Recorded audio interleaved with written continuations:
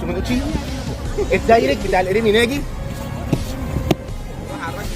الناحيه الثانيه. هنا واخد خطوه ارفع فوق، ايدي مقفوله مش مفتوحه، واخد خطوه تاني وانا مثبت عليها. دي العاديه.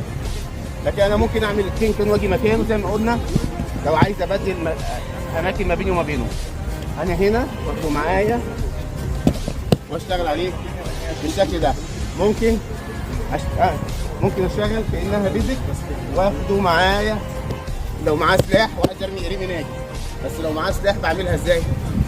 اطلع بره هنا وبدل ما اعمل ايه لقيته هيضربني بايده الثانيه، فدي او في حد جاي هنا معايا طالما في سلاح، يا اما اخده من هنا يا اما لما ارميه اقوم جاي كسر هنا واقوم نازل واخد السلاح منه.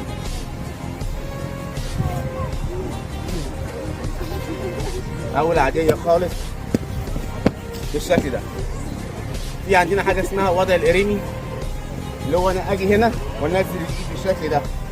من هنا اقدر اعمل الاريمي هنا دي برضه. دي كلها اشكال.